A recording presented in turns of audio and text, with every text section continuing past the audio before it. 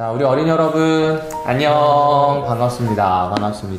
오늘 저녁 예배는요, 예수님 안에서 자라가기 8장입니다. 8장. 그런데 오늘 특별히 우리 친구들에게 소개하려고 하는 분이 있어요. 우리 학생반에서 학생전도사로 봉사하고 있는 나태규 전도사님입니다. 자, 우리 환영해볼까요? 자, 소개 좀 시작합니다. 여러분 안녕하세요. 저는 여기 학생반에서 같이 우리 학생들이랑 생활하고 있는 나태규 전도사님입니다. 우리 고학년들은 이제 밑에 지하에도 내려왔다가 위에도 막 뛰어다녔다가 저를 본 친구가 있을지도 모르겠고 또 어린 친구들은 아직 만나지 못했을 텐데 저희 꼭 빨리 이 코로나가 종식되어서 교회에서 즐거운 얼굴로 빨리 만났으면 좋겠습니다. 네. 우리 박수. 반갑습니다.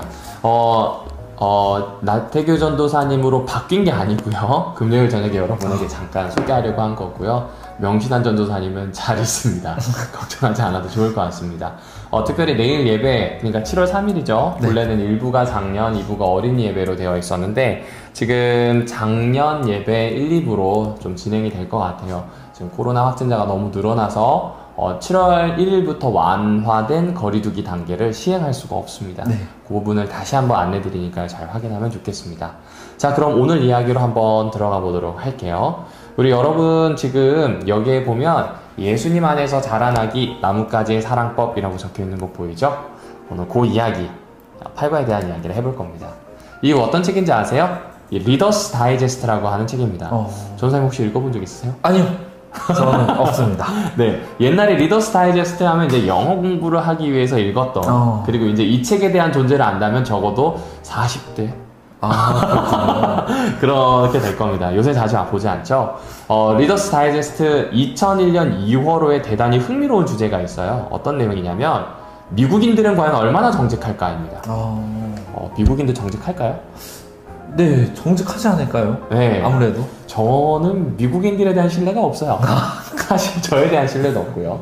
아무튼 그래서 이 사람들이 얼마나 좀 정직할까라고 하는 실험을 하게 되는데 그 실험의 핵심은 지갑을 120개 준비하고요. 거기에다 쿠폰, 상품권, 그 다음 현금을 $20 넣어놓은 것도 있고 $50 넣어둔 것도 있습니다. 그리고 임의로 만든 가짜 신분증이긴 한데 어쨌든 주소가 있겠죠. 그걸 이제 넣어두었습니다. 그리고 이것을 미국 전역의 한 10개, 12개의 도시에 각각 12개 도시겠네요. 10개씩. 큰 도시에도 작은 도시에도 또 중소도시에도 마을에도 이렇게 놓게 됩니다. 사람들이 과연 어떻게 할까? 아무도 보지 않는 곳이에요. 그곳은. 네. 지갑만 딱 있는 그곳에서. 자, 이때 한번 물어봐야 되겠죠. 네. 어떻게 하실 것 같아요? 이런 누구도 아무튼 보지 않는 곳에 떨어진 지갑. 네. 전선생님 어떻게 할 것 같아요? 이게 참 고민이 되는데. 네. 저는 일단 최근에 제가 맘스터치에 갔다가 1,000원을 주운 적이 있습니다. 어떻게 했어요? 그래서 1,000원은 바로 이제 그 점원한테 드렸는데, 이 지갑에 있는 액수가 만약에 크다면, 조금은 이제 고민이 되지 않을까. 한 6만원? 6만원이요? 네. 6만원이면 경찰서에 아마 갖다 드리지 않을까. 네. 모르겠어요. 일단은 제가 혼자 그런 걸 주웠을 때, 그런 결과를 좀 제가 다시 봐야 될 것 같은데 아마 돌려드릴 것 같습니다. 네, 근데 여러분 절대 경찰서에 가져가지 말아주시면 좋아요. 차라리 그냥 우편함에 넣는 게 낫습니다. 경찰 아저씨들 하는 일 너무 많아서요. 그거 신경 쓰기 참 힘듭니다. 이게 차라리 이 우편함에 넣으면 이걸 우체국에서 보내주니까 꼭 기억해서 해주시면 좋을 것 같아요. 제가 전도사님을 아는데 충분히 그러실 것 같긴 해요. 아무튼 그렇습니다. 자, 여러분 그 실험에 대한 결과가 이렇게 나타났습니다. 이 실험에 대한 결과인데요. 전도사님 여기 보니까 대도시에는 거의 다 회수가 됐나요? 네, 거의 21개가 회수됐다라는 게 약 70%가 이거를 회수했던 것 같습니다. 특별히 시애틀에서는 그 큰 도시에서 하나 빼고 다 회수가 됐어요. 그렇죠.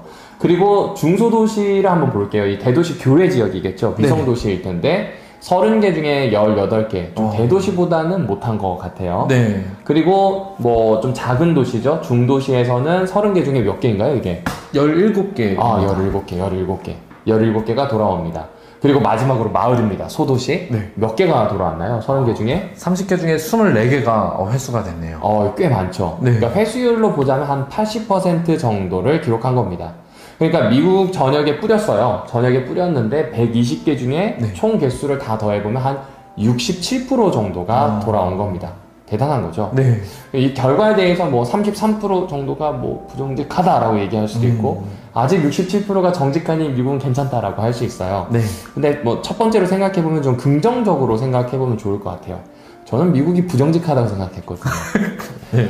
근데 지금 이 결과를 보니까 정직한 편입니다. 네. 그쵸? 미국 갔다 오신 적 있지 않나요? 네, 저 갔다 온 적이 있습니다. 정직하든가요?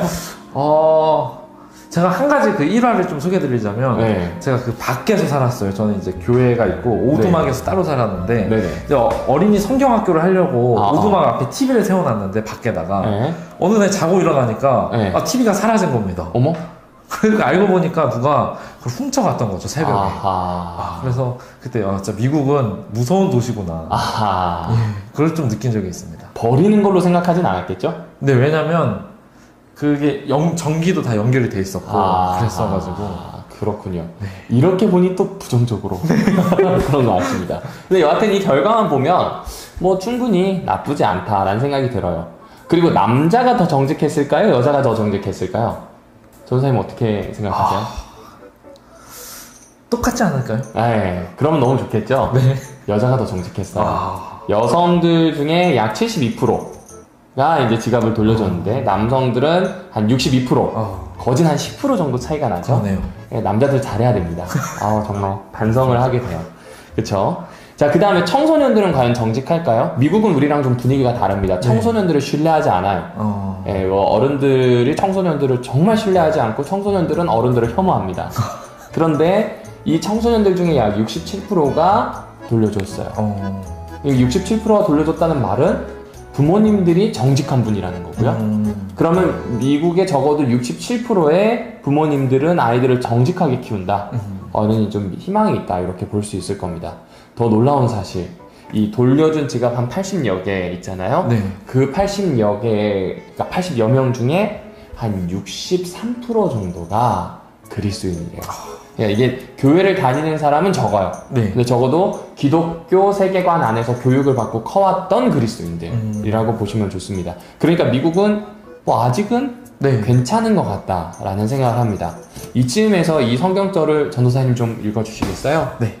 너희가 많은 열매를 맺고 참으로 나의 제자가 되면 내 아버지께서 영광을 받으실 것이다. 이 딱 이야기를 읽고 앞에 이야기랑 연결했을 때 좀 어떤 생각이 드세요? 이 미국 같은 경우에 아까 굉장히 생각보다 많은 수치가 정직했었다라는 거였는데, 네네. 그 중에 대부분이 기독교인이었고, 그렇게 생각을 했을 때 미국은 좀 열매 맺기 위해서 좀 노력하는 그런 기독교인들이 많이 있구나라는 걸 조금 생각하게 됩니다. 그거 너무 좋은 이야기입니다. 맞습니다. 또 다르게 생각해보면 네. 그리스도인들은 예수를 믿는 것으로 열매를 맺어야 한다는 것도 생각해볼 수 있겠죠. 네. 그러니까 예수 믿는다는 고백으로 끝나지 말고 열매가 좀 있어야 하겠다. 그래서 오늘 주제도 예수님 안에서 자라가는 것, 닮아가는 걸 넘어서 예수님 안에서 자라가는 겁니다. 마치 포도나무에서 포도 열매가 열리듯 예수나무에서는 예수가 열려야 하는 거죠. 네. 그 이야기를 지금 해주고 있는 것 같아요. 자, 그러면 이제 저는 궁금한 게 우리나라예요. 우리나라에 이런 실험은 어떻게 됐을까? 예, 여러분 어떠세요? 우리나라가 좀 정직한 것 같으세요? 우리 한번 결과를 좀 보도록 하겠습니다. 우리나라에 대한 내용인데요. 우리나라는 한국 갤럽이라고 하는 데서 이런 조사를 합니다. 제가 찾아봤는데 2000년대에 이런 조사를 했었더라고요. 꼭 일치하는 건 아니에요. 20세 이상 되는 1,500여 명에 되는 사람들에게 한 20가지의 전문직, 네. 그러니까 우리나라를 이끌고 있다고 하는 리더들이 있는 직군에 이 정직성, 윤리성에 대해서 물어본 겁니다. 내가 느끼기에 이 직업을 가지고 있는 사람은 얼만큼 정직한가, 윤리적인가를 물어본 거죠. 자, 그 중에 가톨릭 신부님이 네. 약 62.6%의 정답보다는 이렇게 응답을 받습니다. 네. 그 응답의 내용은 정직하다. 윤리적이다. 자, 그런데 그 밑에 있는 이 사람들의 정직성이죠. 보실까요? 네. 대학 교수가 48.1%, 승려 44%, 그리고 국회의원이 7.7%입니다. 그러면 지금 목사가 어디쯤 들어있는가가 기독교에 대한 이야기가 되겠죠. 41.6%. 근데 지금은 어떻게 됐냐면 국회의원, 언론인, 목회자가 제일 낮습니다. 지금은 신뢰를 하지 않습니다. 너무 안타깝죠. 네. 그런데 이때만 하더라도 이게 지금 한 20년 전 조사잖아요. 20년 전 조사인데 이때 이 20개 직군에 대한 사람들의 사실상의 정직도를 평균을 내면 30%밖에 되지 않는 거죠. 그러니까 한 67%가 되지 못하는 거. 정직하지 않다고 생각하는 겁니다. 네. 그럼 우리나라에서는 지금 뭐라고 고백하는 거냐면 우리는 정직하진 않은 것 같은데요. 이 이야기를 하고 있는 거죠. 그리고 오늘날의 퍼센테이지는 좀 더 낮아졌다고 하니 좀 더 슬픈 것 같아요. 자, 그러면 하나 더 볼까요? 전도사님, 아빠처럼 되기 싫어 라고 응답한 어린이들이 있대요. 네. 93년도입니다. 93년도요? 예, 몇 퍼센트라고요? 55%. 그렇죠. 서초등학생의 절대 다수가 부모는 정직하지 않다. 아. 이렇게 생각한 겁니다. 이 청소년 연구위원회에서 이런 조사를 했죠. 근데 이 조사가 2년 후를 봤더니 75%입니다. 이야. 너무 슬프죠. 네. 어떻게 부모님을 신뢰하세요? 네, 저는 너무 신뢰합니다. 네, 저도 신뢰합니다. 그런데 하지만 그렇다고 해서 부모님이 정직한 분이다 라고 얘기할 때는 잘 모르겠다고 대답할 수밖에 없어요. 왜 그럴까요? 우리는 부모님의 삶을 전체를 알지 못하고 네. 한국인들의 전반적인 정서가 그렇다는 걸 알기 때문인 거죠. 그럼 다시 한번 여러분한테 물어볼게요. 지갑 떨어져 있으면 미국처럼 한 67%의 네. 회수율이 나올까요? 전선생님 생각 어떠세요? 제 생각에는 한 20%면 많이 나오지 않았을까. 그렇군요. 저는 좀 희망을 가져보려고 합니다. 그래도 50%는 넘지 못하지 않을까 생각을 해보게 돼요. 하지만 의외로 또 양심과 관련된 시민의식이 높은 행동들이 20년도, 21년도에는 꽤 많이 집계가 됩니다. 근데 이런 이야기를 통해서 하고 싶은 이야기는 한 가지겠죠. 예수님 안에서 자라가는 것, 그것은 이런 정직함, 성실함이라고 하는 열매를 맺어야 한다 라고 하는 겁니다. 자, 이 그림이 나옵니다. 이 전도사님, 이게 무슨 그림인가요?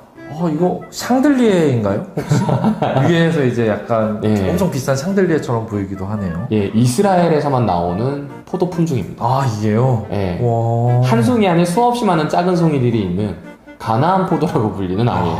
엄청 많죠? 네. 포도나무입니다. 포도나무. 오늘 본문이 되는 이 이야기는 예수님이 포도나무다. 우리는 가지다. 그 안에서 자라가야 된다는 이야기를 하죠. 이스라엘은 이렇게 포도가 크게 나요. 엄청 큰데요. 이거? 예, 그리고 또 포도밭이 엄청 많아요. 아. 이 포도가 지중해 쪽에서 잘 되거든요. 네. 제가 아버지가 포도를 해서 압니다. 그래서 아무튼 그런데 이 포도나무는 이스라엘 사람들에게 참 많이 인용되었습니다. 근데 대부분 심판과 관련된 것으로 인용이 됐죠. 이사야서 5장 1절과 2절인데요. 전사님 좀 읽어주시겠어요? 네. 나의 임은 기름진 산등성이에 포도밭을 가지고 있었네. 임은 밭을 일구어 돌을 골라내고 좋은 포도나무를 심었지. 한가운데 망대를 쌓고 즙을 짜는 수유틀까지도 마련해 놓았네.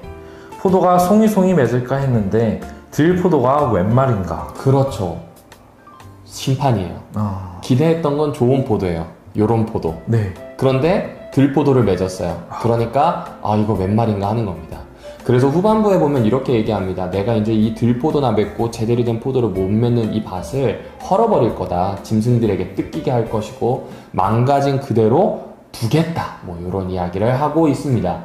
그리고 그렇게 주님께서 사랑하면서 만들어 놓은 포도가 유다 백성. 그 포도원이 유다 백성이라고 이야기하고요. 공평함을 기대했는데 누군가의 피를 흘리게 만들었고, 또 정의를 기대했는데 아우성치고 억울하다고 신원하는 사람들이 많다. 이 이야기를 하네요. 그러니까 이 포도나무와 관련된 내용들은 대부분 심판, 뭐 정죄 이런 것과 많이 연결이 됩니다. 그런데 요한복음은 그런 얘기와 잘 연결되지 않고요. 네. 요한복음은 지혜라는 것과 많이 연결을 시켜요. 어떤 지혜일까요? 이런 거예요. 좀 읽어주시겠어요? 네.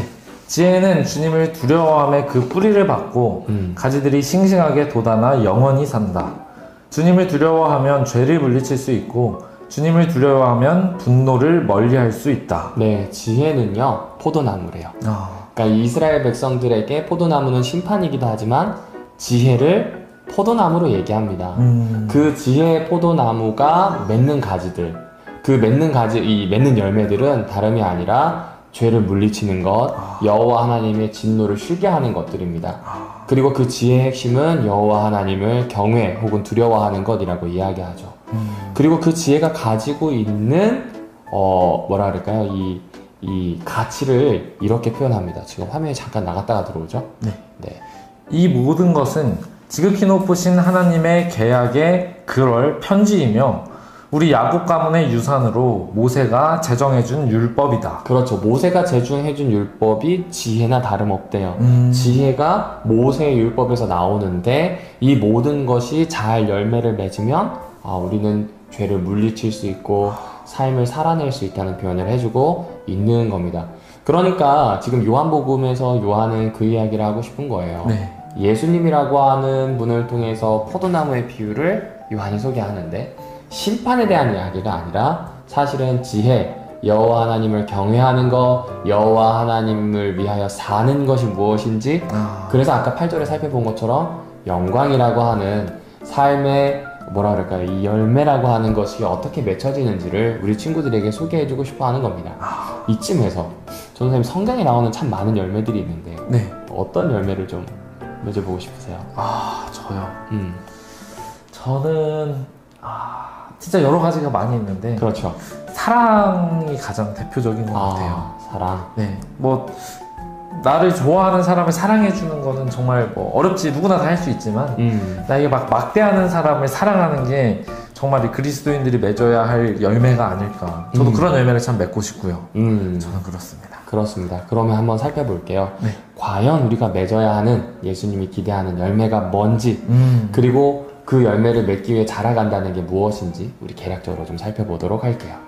자, 여기에 보면 이 요한복음 15장 1절이 나옵니다. 읽어주시겠어요?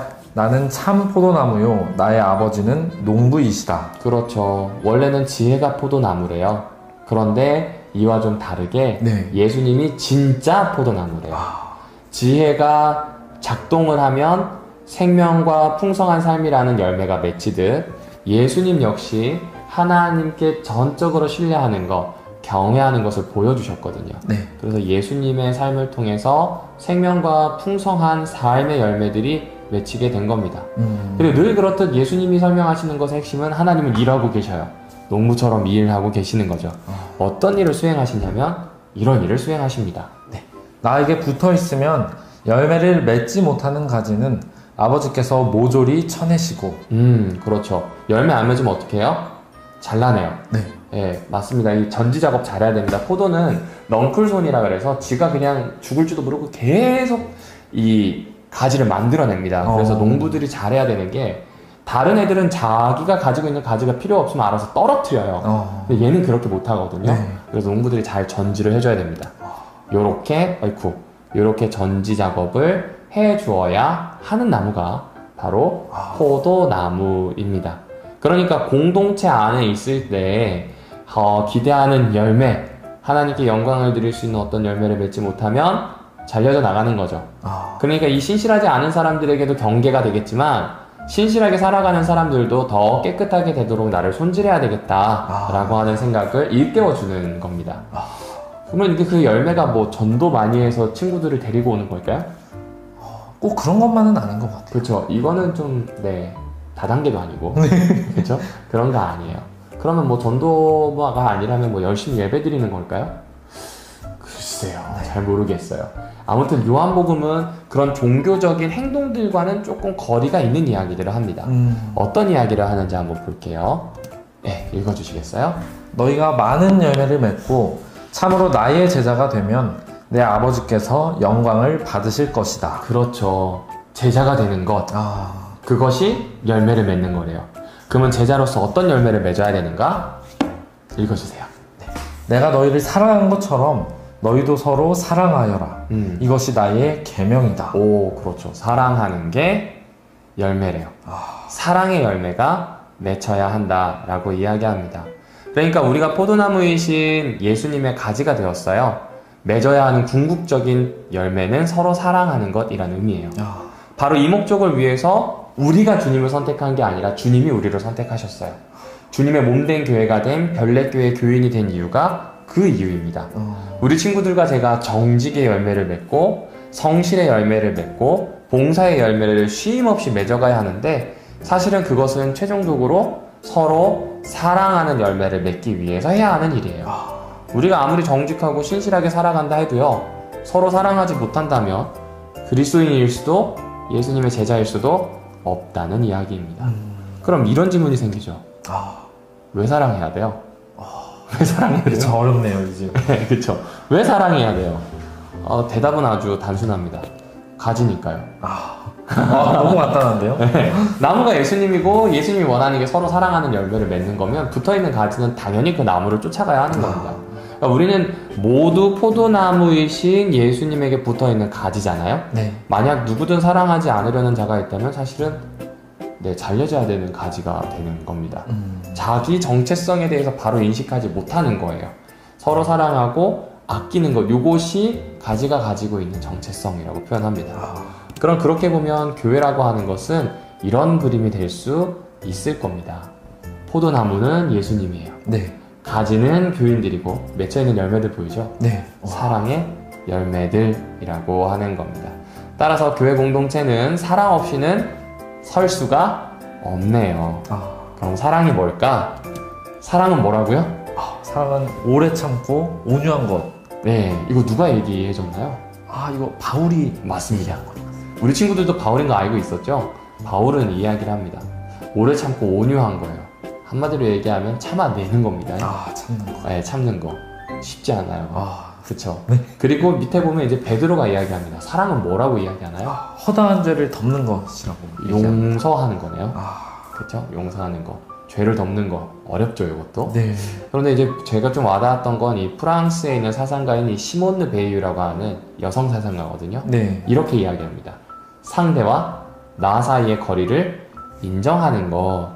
그러니까 그렇게 상대와 나 사이의 거리를 내가 얼마나 서로 다른지, 네. 얼마나 멀리 떨어져 있는 사람인지, 심지어 가족들도 그렇거든요.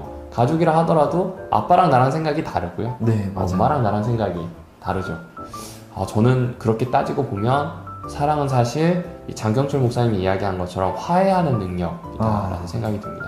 그러니까 다투지 않는 게 아니에요. 무조건 품는 것도 아니에요. 무조건 참는 것도 아닙니다. 다투고 난 다음에 서로 화해할 수 있는 것. 그리고 그 사람과 화해할 수 있도록 내 마음을 오래 참고 온유할 수 있는 것. 그 화해할 수 있도록 그 사람의 큰 죄를 덮을 수 있는 넓은 마음, 용서의 마음을 가지는 것. 이게 사랑이다 라는 생각을 해보게 됩니다. 나뭇가지는 어떻게 사랑할까요? 저희 집이 포도를 합니다. 정확히 표현하면 우리 아버지가 포도를 하죠. 네. 근데 여기 보면 지금 가지가 굵은 게 있죠. 네. 이게 제일 먼저 나온 가지예요. 그리고 얇은 가지들 밑에 뭐가 달려있나요? 포도가 있습니다. 네, 나뭇잎도 달려있죠. 네. 그러니까 제일 먼저 나온 가지가 대가 되어주고 그 가지에서 다른 아이들이 뻗어나갑니다. 이게 굉장히 중요한 얘기죠. 네. 먼저 나온 가지가 나중이 되는 거예요. 먼저 나온 가지가 속된 말로 받쳐주고 깔아주는 겁니다. 그래야 열매를 맺을 수 있고 포도나무가 생장해 갈 수 있어요. 먼저 나온 가지가 최정상을 향해서 가는 게 아니라 밑에서 다른 연약한 가지들이 최정상을 향해 갈 수 있도록 해주는 거죠. 네. 중요하죠. 우리 친구들에게도 이 이야기를 해 들려주고 싶었어요. 예수님 안에서 자라가는 게 뭔가? 서로 사랑하는 열매라는 게 뭔가? 그리고 서로 사랑하는 걸 통해서 우리가 추구해야 되는 삶은 뭔가? 네, 그것은 다름이 아니라 나보다 나중되는 가지들을 받쳐주는 거예요. 그리고 그들이 좋은 장소로 갈 수 있도록, 더 좋은 걸 할 수 있도록 양보할 수 있는 마음입니다. 그게 포도나무 가지들의 모습인 거죠. 이것이 예수님 안에서 자라가기의 결론입니다. 자, 이제 오늘 이야기를 마무리할게요. 예수님 안에서 자라가는 건 뭐라고요? 네, 그것은 바로 열매 맺는 삶입니다. 그것 때문에 아버지는 영광 받으신다고 성경은 이야기해 줍니다. 네. 그리고 그렇게 사는 삶의 핵심은요, 사랑하는 삶이에요. 서로 인정해 주는 거예요. 동시에 그 인정하는 것을 넘어서 다른 나뭇가지들이 커갈 수 있도록, 적어도 이 교회 공동체 안에서, 가정 공동체 안에서, 또 학교 공동체 안에서 여러분들이 쭉쭉쭉쭉 도와주는 겁니다. 이 일에 정직하게 성실하게 살아가기를 추구하고 있는 거죠. 네. 어쩌면 미국보다 못할 수도 있고 미국보다 나을 수도 있어요. 네. 어쩌면 내 삶이 지금 이 통계보다 괜찮을 수도 있고 아닐 수도 있거든요. 네. 중요한 건 어느 때든지 하나님의 가지들, 정원사인 하나님의 이 포도나무 그 열매들을 세상은 기대하고 있다는 겁니다. 우리 친구들이 그 열매를 맺어가기 위해서 좀 자라가면 좋겠습니다. 오늘 잠깐 이렇게 저희와 하셨는데 네. 간단한 소감을 좀 말씀해 주시면. 소감. 네. 제가 처음 이렇게 여기 같이 목사님이 초대해 주셔서 이렇게 나와서 너무 영광이고, 또 다음에 기회가 있으면 언제든지 또 불러주시면 또 너무 감사할 것 같습니다. 오늘 말씀을 들으면서 저도 참 많은 것을 느꼈던 것 같아요. 이 미국과 우리 한국을 비교하면서 정직과 또 성실, 이러한 것들이 우리가 열매 맺어야 하는 것이고, 또 교회 안에서 서로 사랑해야 하는데, 과연 나는 제가 맡고 있는 학생들을 내가 얼마나 사랑하고 있을까, 이런 걸 생각을 하면서 더 많이 사랑해야 되겠고, 그것을 알 수 있는 것은 내가 사랑을 주면 여기서도 서로 사랑하라고 나오죠. 혼자 사랑하는 게 아니라 사랑을 준 만큼 또 학생들이 나에게 사랑을 주는 것은 아니지만 어떤 그런 결과들이 나올 수 있지 않을까. 그래서 우리 친구들한테 하고 싶은 말들은, 여러분들이 또 동생도 있고 형이나 누나들도 있을 텐데, 그 친구들이랑 많이 싸울 수도 있어요. 그 싸울 때 한번 참아보고, 아까 사랑은 오래 참고 또 죄를 덮어주고 용서하는 거라고 했는데, 먼저 한번 선제적으로 그러한 것들을 해봤을 때 그 결과들을 여러분들이 한번 기대하셨으면 좋겠습니다. 감사합니다. 평소와 다르게 영상이 좀 길었습니다. 둘이 하면 길어져요. 그렇지만 함께 할 수 있어서 너무 감사했던 것 같습니다. 우리 친구들 내일 예배드릴 준비 잘 해서 오도록 하고요. 우리는 또 다음 주에 만나도록 하겠습니다. 인사할까요? 네. 자, 우리 어린이 여러분, 안녕!